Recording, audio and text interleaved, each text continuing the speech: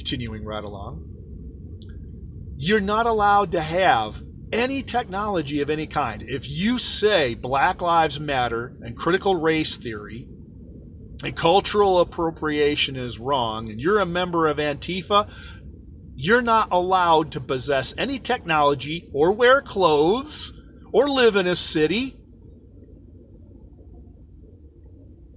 In order to please the gods of that doctrine, you have to be naked, out in the forests and jungles, at one with nature.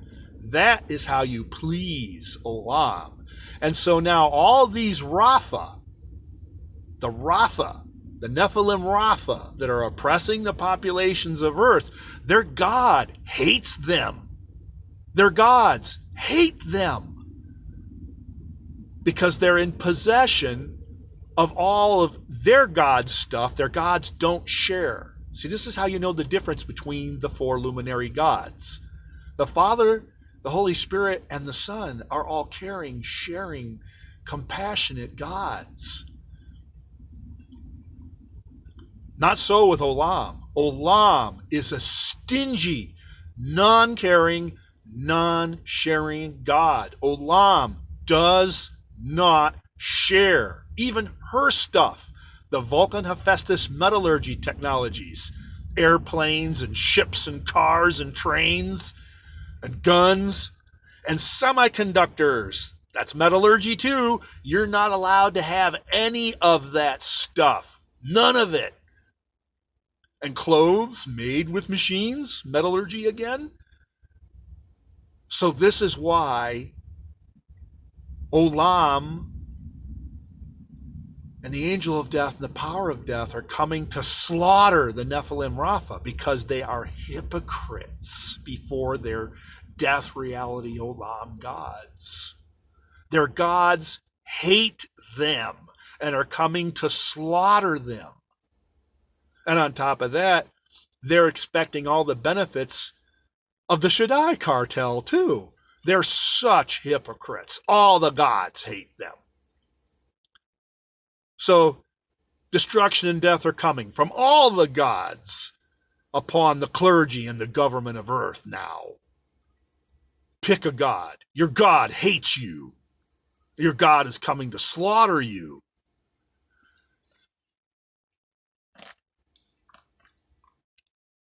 That's why the day of Yahuah.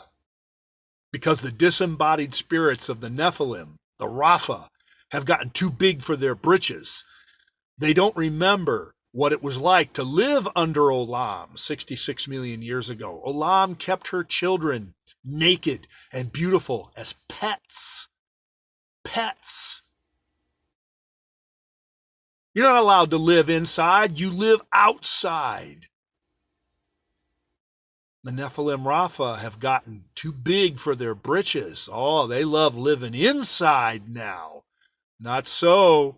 You're the children of Olam. You live outside. You don't even, you're the dog in the doghouse. You don't even get a doghouse necessarily. I was thinking about these pictures or drawings that shows a big, like a person, but it's got a dog or a cat up in the head driving it.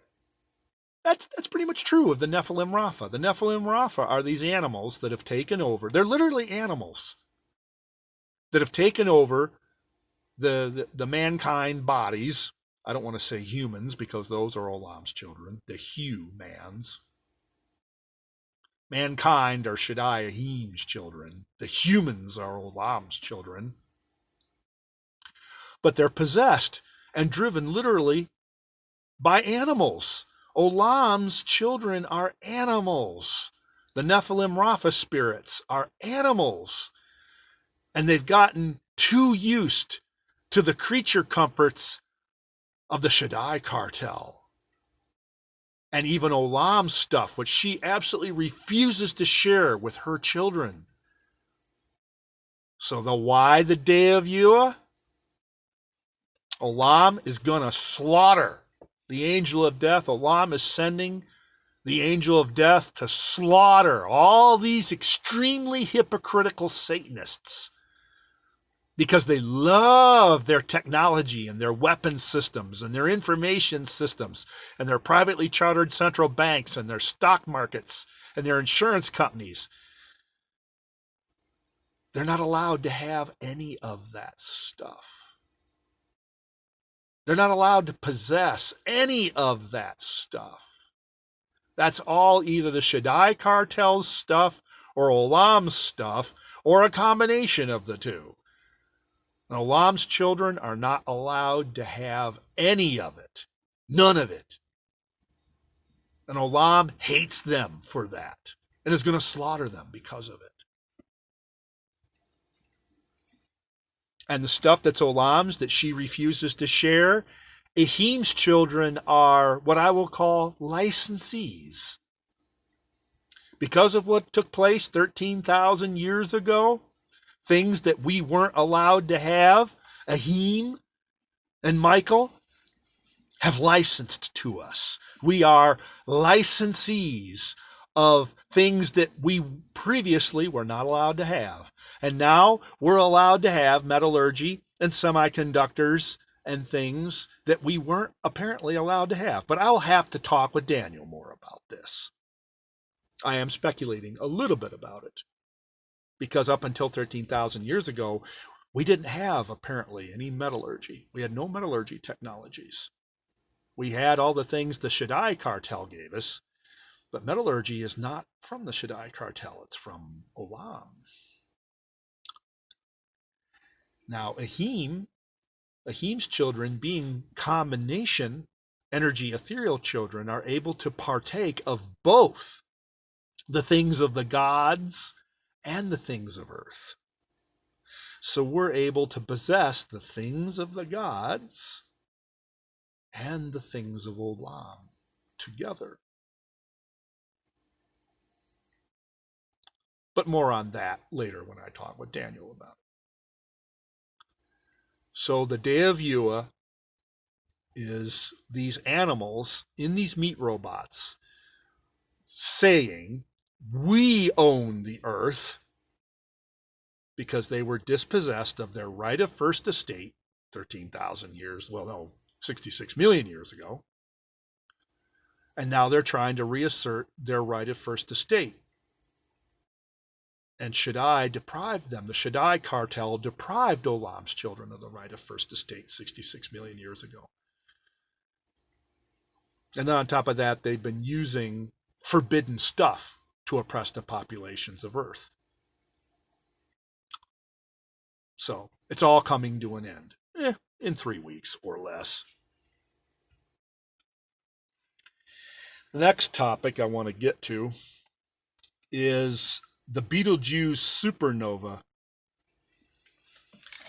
I was doing some more research on Betelgeuse. Turns out Betelgeuse's outer layers, I don't know what it's called, but it actually goes out. If Betelgeuse was the star of this solar system, it actually would go all the way out to Saturn. Saturn? No, Jupiter. Jupiter or Saturn. It's a really big star, but it's big in volume, but it also's got a lot of mass too. So that's why the gravity waves earthquake EMP is a problem, because when that core collapse takes place, you're talking 20 to 25 masses of the sun collapsing hundreds of millions of miles in speed. That's quite some shock waves. Distance and speed, velocity. It's going to be quite a boom. And so now I already got a hold of Pharaoh and warned Pharaoh, because I had a dream, and I'm going to tell you the whole dream. I've told you parts of it twice now. Now I'm going to tell you the whole dream and what I think the dream means. Without Daniel, I'm just guessing. In this dream, I'm standing in a well-lit room, kind of like a place of business maybe, I don't know. In a line of about 6 to 8 men in military uniforms, and a very, very powerful, commanding voice said, "Go!"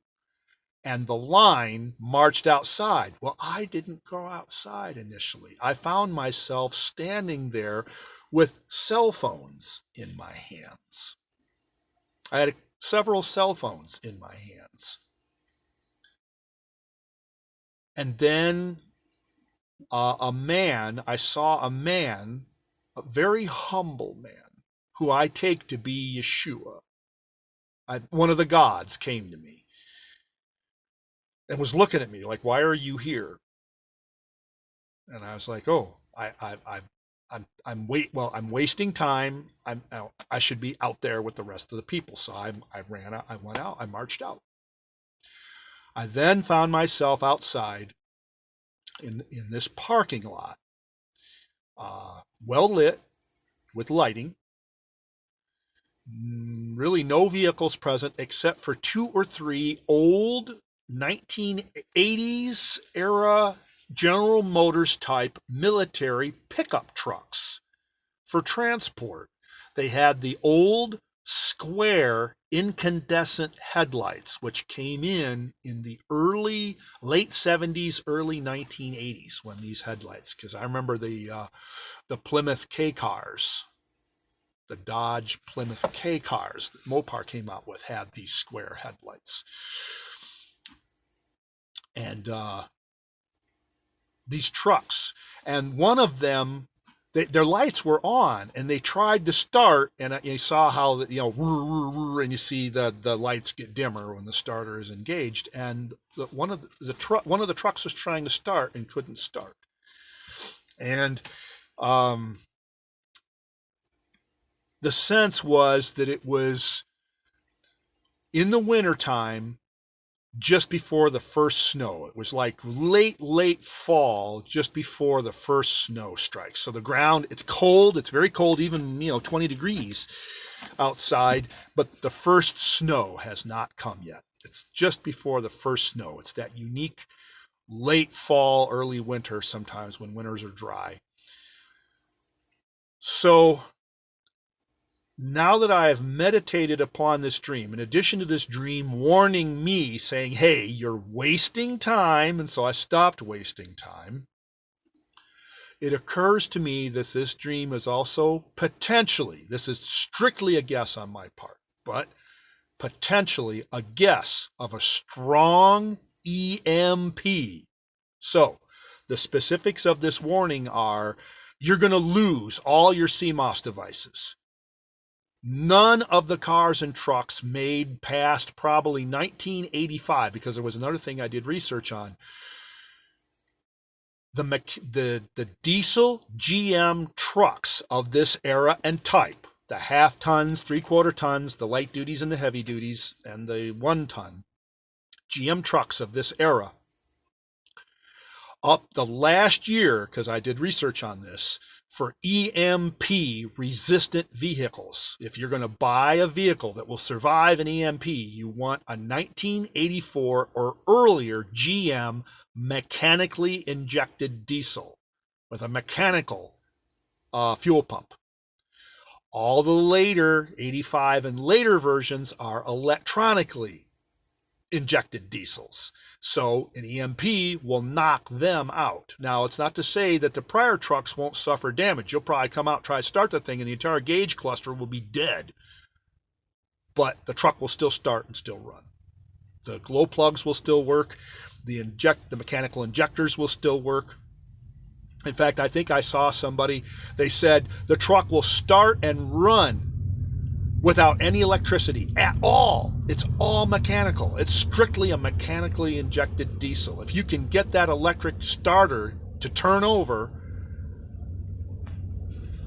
the truck will start and run. None of the electrics in it will work, maybe. The alternator and everything else will be wiped out, but the truck will start and run because it's all mechanical. It's mechanically injected diesel. And I want to address something that I saw in a movie 20 years ago, the 2005 War of the Worlds movie, where they said, well, we just changed the starter. They made the claim in this movie that all the vehicles were damaged by EMP and it knocked out the starters. And they said in the movie, well, they had this one car that was running. They said, well, we replaced the starter. That The chances of that being actual, factual, and true? No. This is not somebody who knows what EMP. EMP damages the MOS devices, the complementary metal oxide semiconductors, the CMOS devices. The MOS devices and the CMOS devices are the most sensitive. They're the ones that are going to get knocked out first. So all the electronic controls, the throttle body, the direct injection systems, all the gauge clusters, the instrument cluster, everything, all the computers, everything are all going to be just dead shorts. When that EMP hits, all the fuses, they're just going to pop. All the semiconductors are going to be wiped out. So at its worst, you can expect that only, apparently from what I can tell, only TTL devices and bipolar junction transistors are going to survive this thing. All MOS devices are gone. All cell phones, gone. All TV sets, gone. Mobile devices, gone. None of that is going to survive. So I got a hold of Pharaoh and I warned him. And I was pondering, this great revival that's coming. Well, and Pharaoh used to laugh. He said, the real, when they shut the cell phone towers off, when they shut all the cell phone towers off, then the real zombie apocalypse is going to begin. So, again, I do not have this accurately as the word of Yahuah because it requires interpretation.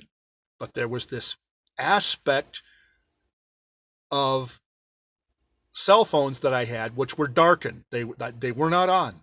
I just had them in my hand. They were black, dark, apparently off or dead from the EMP. And when we went outside and one of those trucks tried to start, it just cranked and cranked and cranked and it wouldn't start. Now, again, I don't know if that was because of the EMP or because it was cold and the truck wasn't properly winterized or its glow plugs weren't functioning. I don't know. It won't be until I talk to Daniel with his knowing gift that he'll be able to provide clarity of exactly what this dream means. But I'm going to take it to mean strong EMP warning. If you want any of your electronics to survive what is coming, you better have a Faraday cage. You better have an EMP safe cage. It's as easy as a steel filing cabinet, a steel cabinet with the double doors, the big heavy black steel cabinets that are like 7-8 feet high, or a steel trash can. Those are the minimal protection, but something that provides a Faraday cage protection for your electronics. And people don't realize that all modern cars and trucks and even motorcycles and little air-cooled engines, chainsaws, the smallest of air-cooled engines now all have semiconductors in them. And they have for literally the last 30 years. 30 years. I was working on a steel chainsaw, a German steel chainsaw made in 1995, and it had semiconductors in its ignition coil. This was what caused it to fail. The rev limiter built into the ignition coil. Something would go wrong and it would short out the ignition coil because I would use that chainsaw, or no, it was a weed whacker. It was a brush cutter weed whacker. And the ignition coils would go bad. And they had semiconductors in them. Rev limiter. 30-year-old. So don't think that because you have some small, simple little motor that you're not going to suffer EMP damage. It's not going to start or run. The semiconductors in it are going to get zapped. It's going to go into permanent rev limiter mode, short the coil out, and that coil is not going to be any good. So even your smallest little air-cooled engines are not going to work when this EMP hits, if it hits as strong as what I think it's going to. So you need to have, as I told Pharaoh, I've already warned him, You need to have critical spares for all of your critical systems stored inside a Faraday cage where they can't be damaged by EMP. Because everything else you've got, you may lose it all. Your car, your truck, your computers, your televisions, all your phones, all your electronic stuff. You're going to lose it all. All of it. It's going to get zapped. We're going to get thrust back into the 1950s to the 1970s in technology. Only tubes and TTL and bipolar junction transistors are probably going to survive. And that's just a guess on my part. I do not have this as the word of Yahuah. I'm just putting it out there as a warning. Because again, I do not have the interpretation of this dream, but this dream was definitely a warning. I was being warned. Again, I was wasting time. But what was I wasting time on? Something with a lot of semiconductors in it. Some of the smallest, most sensitive semiconductors, most easily damaged. The CPUs inside these cell phones are some of the smallest, tiniest, most easily damaged devices, and not shielded in any way, really. So that's now to close till the recording finally ends with some doctrines on. There's a scripture that says. Shaddai is coming to punish those that are on their lees. They say that the Lord will neither do evil nor will he do good. I apologize for not having the citation, but I keep reading it. It's in the Day of Yahuah stuff. And that's because the gods have been on vacation for the last 6,000 years. So these evildoers are like, we know nothing is going to be bad, nothing bad is going to happen to us. We can do whatever we want, and there'll be no repercussions whatever. None, because the gods are all on vacation. So we can do whatever we want. And the gods are going to do nothing. Nothing. So we can do anything we want here on the earth and not get punished. Well, here's Shaddai saying, guess what? The 6,000 years is up. And now we're coming to punish you. And from the Christian's perspective, it's my Lord delayeth his coming. These are the hypocrite Christians following the doctrines of Satan, saying, the commandments are done away with and you don't have to keep the law and all that. So they're actually card-carrying Satanists saying that they're Christians and they have a relationship with Jesus. They're hypocrites. And the citation that addresses this is Revelation 14:12, the patience of the saints, the and conjunction. You have to keep the commandments and Yahuah El Elyon and have faith in Yeshua. The and conjunction. So all these Christians out here, the hypocrites, are in violation of Revelation 14:12 because they don't have the patience of the saints. So they're like, well, we'll just do whatever we want to do. And they haven't been getting punished for it because the gods have been all on vacation. Well, guess what? The congregation of the mighty Ark of Gods are coming back, and a whole lot of people are going to get punished. And then the parable of the certain householder that I didn't finish up with, and that is that Shaddai came here 50,000 years ago, built a garden, put his children in it. Then he left, it says, and took a journey into a far country. That was because Shaddai, along with Elyon, were here in the heavenly city for the last 66 million years, occupying this planet. 13,000 years ago, they left and tore away 50 to 90% of the Earth's atmosphere in the process, shortened mankind's life expectancies down to 1/10 to 1/40th of what they used to be. Mankind used to live to be 10,000 to 40,000 years of age before the Shaddai cartel left. And then they tore away. They set the world on fire. Here comes one of the Ark of Gods.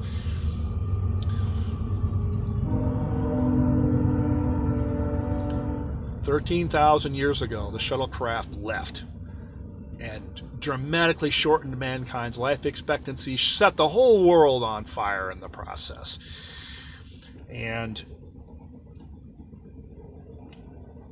that's the certain household, it says, took a journey into a far country. That was that event. in the Gospels. Well, now he's coming back, because he said, when Yeshua asked, what shall he, the certain householder, the Shaddai reality, do to these husbandmen, these Nephilim Rapha evildoers? They say he will miserably destroy them. And then somebody else said, God, Olam, forbid. Olam, God, forbid. Yeah, well, too bad. Shaddai cartel is going to do regardless of what Olam tries to forbid. And I'm going to throw in Ephesians 5:16, redeeming the time because the days are evil. I'm going to take that maybe to be connected to this Aggghhhhh. Is it Aggghhhhh?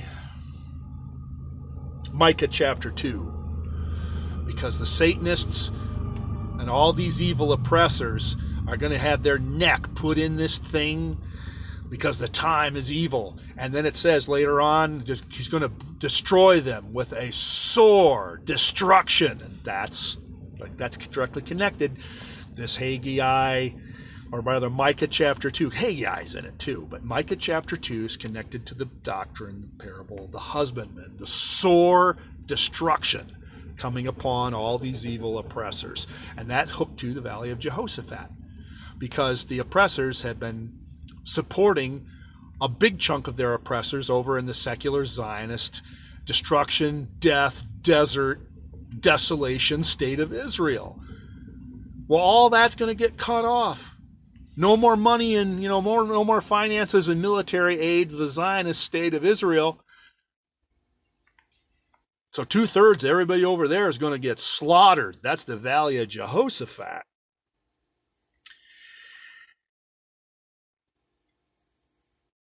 And I was going to say, I wrote in my notes, even the Olam prophets don't know what's coming. They don't know what's happening or what's coming. And I'm talking about the Olam prophets. Jerubbaal, Gideon, decided he want to tore down Baal's altar in the grove, built a Shaddai altar, and offered up the second bullock. And here's a society of people torn by large quantities of Satanists living with the righteous. And the righteous are vexed by the presence of the wicked. And so the Satanists show up to Gideon's dad's place and say, give us Gideon so that we can kill him, because he tore down Baal's altar. And he said, will you contend for Baal? Will you plead for Baal? Let him that pleadeth for Baal be put to death while it is yet morning. See, this guy knew the commandments of Elyon and the judgments of Shaddai, and that is, you put Satanists to death. Anyway, so that's an example of the Olam priests, the Satanists, living in the same country as the righteous. And they were being vexed. And then I was thinking about the other ones. There's these 400 prophets prophesying. I've told this story before. And the one had this Viking hat with metal horns. Said he made horns with iron. Well, this is the Olam reality. These are obviously Olam prophets saying, with these shall you push these enemies. I don't know which group of enemies it was. So this king has got all his Olam prophets saying, yeah, go up against the Philistines or whoever it was, the Midianites, whoever it was. Just one group of Satanists going against another group of Satanists. But the king knows that, there are true priests. He says, and it was kind of interesting. See, all these prophets of the Lord. Well, the Lord who? The Lord Yahuah Al Olam. That's who all those prophets were. Then the king says, well, is there not a prophet of the Lord besides? Well, no, you say, well, now, wait a minute. These are the prophets of the Lord. Yeah, the prophets of Yahuah Al Olam. What he's saying is, there's not a prophet of Shaddai, Ahim, or Elyon besides one of these other prophets? They say, yeah, there's this one. And the king goes, oh, no, he never says anything good about me. So here's the example of the righteous being outnumbered by the wicked. There's so many of these wicked prophets out here, the prophets of Olam, and then there's the few prophets of Shaddai, Ahim, Elyon, let alone the Eternals, the manager gods. And that's what it's like here in the United States and really all over the world today. All the Christian hypocrites and the prophets of Olam, that's what's there in Micah chapter 2. You know, if there be a prophet walking in lies and strong drink, he will be the prophet unto this people. Yes, the lying prophets, but not the prophets that speak in truth and righteousness. They're hard to find. They're being slaughtered, persecuted. In fact, I noticed I brought forth the message that Christians have the mark of the beast. Oop, one less subscriber. People don't like to hear the message of Yahuah Al Elyon. Nope. We love the message of Shaddai and Ahim, all the Gibbs. We just have faith in Jesus and we're going to get all this stuff. No, you're not. You have the mark of the beast because you don't have the and. You have to keep the commandments. And there's only 4,218 righteous people in all of North America or less now that actually are righteous before the gods and keep the commandments. So when the deliverance comes on the day of Yahuah, the 380 to 460, however many million people here in North America, all are going to stay under Olam and stay under Pharaoh. All these tens of millions, hundreds of millions of Christians in North America, you all got the mark of the beast. You're all staying under Pharaoh. You are not being delivered unless you repent and receive the message of the everlasting gospel, which is what I've got. I have the message of the everlasting gospel. And when I preach the message of the everlasting gospel, people unsubscribe. That's just so. But I was told, I was warned, I was told. The spirit reality came to me and said, they do not want to hear what you have to say. They do not want to hear what you have to say. So that's actually why I was wasting time. I thought, well, okay, they don't, nothing's going to happen. Nothing's happening. Nothing's happening. I didn't know the day of Yahuah was coming. I didn't. And that's partially because I've been cut off from Daniel. Daniel's been AWOL for, 8 or 9 months now. If I had had all the dreams and visions that I've had interpreted, I would probably full well know the day of Yahuah is coming. But because I haven't had access to Daniel, all I have is the dark similitude. So I was confounded. I know. I mean, man, when Slender Man, one of the death realities, is stuck right in my face about 2 or 3 months ago, I was like, whoa, something bad's coming. So I started going, I was, wow, man. I know something bad's going to happen to somebody soon. So I went looking on the internet. Who knows about the death realities of Olam? Bing! I found one individual, Carolyn Dennis. Her YouTube channel, Declaring Your Destiny. I started scrolling through her channel. Her channel is only like 18 months old. She got activated recently. And I thought, just about the time Daniel shut down, she started up. And I started looking through and I was like, wow, she's got it. Angel of Death. That's who I saw. One of the 3 death realities of Olam. That's who I saw. But because I don't have Daniel, I don't know what they're up to. I just know it's right in my face. Whole lot of somebody somewhere is going to die. Whole lot of bad things are going to happen to somebody somewhere. So now one of Carolyn Dennis, and in a way I was saying Carolyn Dennis has trailed off in some of this message, not because it's not going to happen, but because everything has been told that the people need to know. We don't have to keep saying it over and over and over. Shaddai is going on to other more important things after the day of Yahuah. I already told you enough about the day of Yahuah. Go watch her channel. She puts up a lot more videos tonight. So the day of Yahuah is more or less here. It's the watch and wait, which isn't easy. You constantly be in EMP earthquake preparation mode. Makes things harder.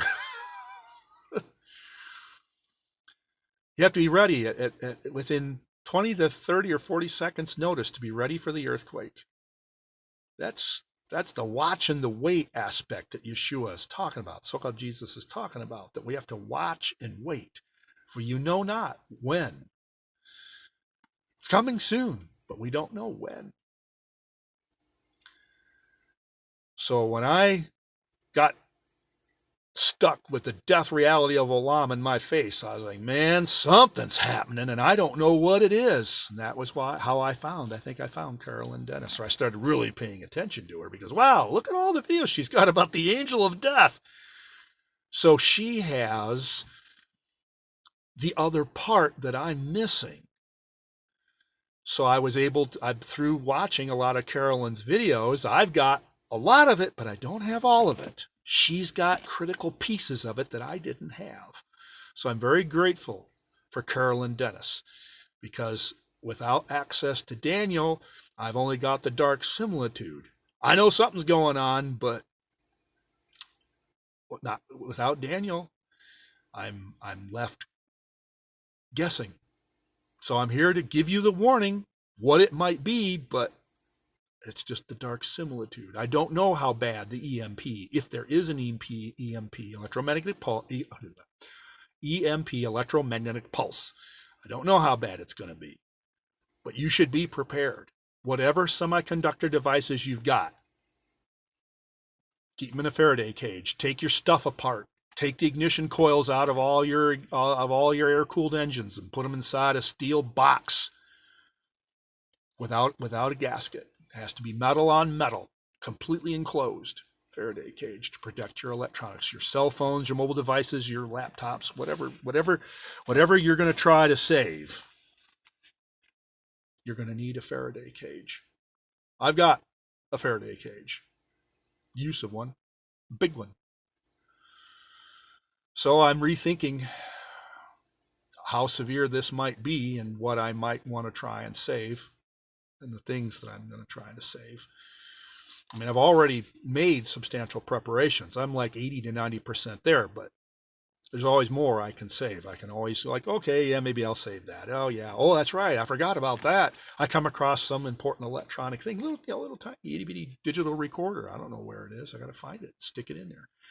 It's got the dreams and visions on it that aren't interpreted.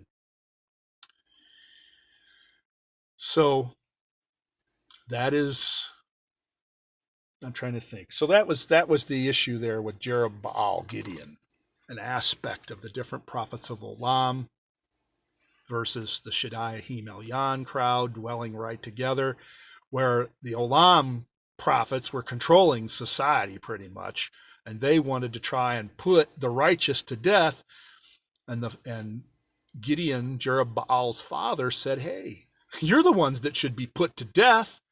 And so these evildoers will say, oh, anti-Semitic. No, you're Satanists, and you should be put to death. And the gods are coming to put you to death. Synagogue of Satan, that's the thing. I don't know how many. There's so many of them there. New York City and over in the Zionist state of Israel. Term Zion, destruction, desolation, desert, and death. That is what the term Zion means. They're telling you they exist in death. So it's going to be interesting to see.